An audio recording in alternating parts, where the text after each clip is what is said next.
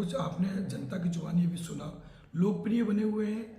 साथ ही साथ में यहाँ बीजेपी कैंडिडेट जिस तरह आदिवासी बेल्ट पर सेल लगा रही है साहब, तो क्या लगता है कि आपको क्या कुछ चुनौती नजर आएगी यहाँ पर? देखिए, हमारा क्षेत्र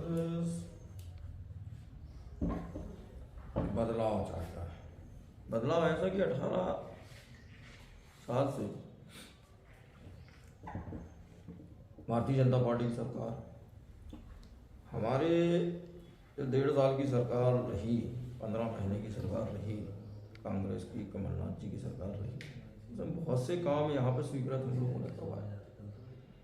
किसानों से संबंधित जो बड़े डैमों का निर्माण होता था हमारे क्षेत्र में, क्योंकि हमारा ये आदिवासी बहुल क्षेत्र है। हमारे आदिवासी भाइयों के पास जमीन तो है, मगर हम लोग वंचित रहते हैं। यहाँ के लोग वो है पानी से।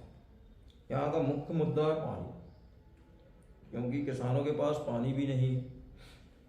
दूसरा, बोर भी अगर किसान करवाता है तो ये 1000-1200 जाता है, उसके बाद भी किस्मत से अगर मिल गया पानी तो ठीक है, नहीं तो थोड़ा बहुत पानी मिलता है, धूल उड़ जाती है। तो ये मुद्दे हमने कमलनाथ जी के सामने रखा था। तो कमलनाथ जी ने यहाँ पे इस ब्लॉक में 56 डैम स्वीकृत किए। 56 डैम स्वीकृत हुए, भूमि पूजन बाकायदा हुआ, मशीनें आ गई, टेंडर हुए, ठेकेदारों ने मशीनें लाए, काम चालू हुआ। दुर्भाग्य है मध्य प्रदेश की जनता का और हमारे जिले की जनता जनार्दन का, कि सरकार चली गई, सरकार रह नहीं पाई। और जैसे ही सरकार हमारी जाने के बाद तत्काल वो काम पूरे बंद हो गए। तो एक तो उसका भी हमारे क्षेत्र में उसका भी बहुत बड़ा रोष है, खासकर आदिवासी क्षेत्र में। और यहाँ बिजली से संबंधित समस्याएं आती हैं, ट्रांसफार्मर जल जाना। अभी वर्तमान में सरकार किसानों के खेतों में, गांवों में ट्रांसफार्मर उपलब्ध नहीं करा पा रही। ट्रांसफार्मर जलने की बहुत शिकायतें आती हैं। हम जिस क्षेत्र में जा रहे हैं, गांव में जा रहे हैं, तो सबसे पहले आदमी ट्रांसफार्मर की बात करेगा भी, स्वाभाविक है, क्योंकि उनको तकलीफ हो रही है। तकलीफ इस चीज़ की हो रही है कि भाई हम भारतीय जनता पार्टी की सरकार के रहते यहाँ पे सरकार बड़े बड़े वादे तो कर रही, बड़ी बड़ी योजनाएं तो लेकर आ रही है, मगर अभी जो वर्तमान में जो हमारी समस्याएं हैं उसको हल क्यों नहीं कर पा रहे, ट्रांसफार्मर क्यों नहीं उपलब्ध करा पा रही।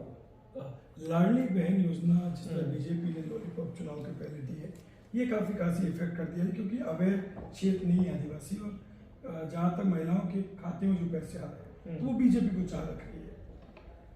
हाँ, ये योजना भी चुनाव के नजदीक आई हमारे क्षेत्र में, यह मध्य प्रदेश में लागू हुई।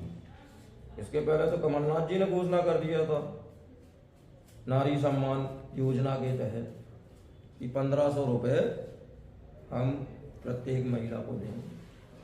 चुनौती बनेगी ये योजना आपके लिए कि आपका फिर से जादू चलेगा तीसरी बार? जनता जनार्दन, माताएं बहनें सब समझ रही हैं कि ये योजना चुनाव के नज़दीक आई और चुनाव के बाद कब बंद हो जाएगी इसकी कोई गारंटी नहीं। माताएं बहनें सब समझ रही। और चलिए, ये योजना लाए आपने, तो ये योजनाओं को गांव की सभी महिलाओं को आप अभी उपलब्ध क्यों नहीं करा रहे हैं? 150 महिला अगर किसी ग्रामीण क्षेत्र में, गांव में है, तो 50 को भर मिल रहा है वो योजना का लाभ, जिनके खाते में आ रहा है। जनसंपर्क में क्या कुछ आपको समस्याएं आ रही हैं? अभी लोगों को क्या कुछ बता रहे हैं कि उनकी और विकास होना चाहिए? हमारे क्षेत्र में, इस क्षेत्र में तो अभी किसान से संबंधित ही ज़्यादा समस्याएं आ रही हैं। और अभी जो कमलनाथ जी ने जो योजना और जो घोषणा किया है कि भाई बच्चों के लिए भी, स्कूली बच्चों के लिए जो योजना लेकर आए हैं, मोटर पंप के लिए बिजली से संबंधित जो योजना कमलनाथ जी ने लेकर, ये हमारे इस चुनाव ये समय में ये बहुत अच्छी योजना है और कारगर है। और इसको किसान भी समझ रहा है, माताएं बहनें भी समझ रही हैं।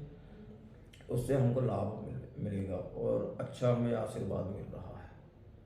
बहुत बहुत धन्यवाद। तो तमाम सवालों के जवाब विभाग से दिए, लेकिन बड़ी समस्या आदिवासी बेल्ट पर जिस तरह बीजेपी का टर्म कार्ड खोला गया है और यहाँ शहरी और नगर में जिस तरह से कमलेश प्रताप शाह को लोग चाह रहे हैं, लेकिन जमीनी हकीकत चुनाव के बाद सामने आएगी।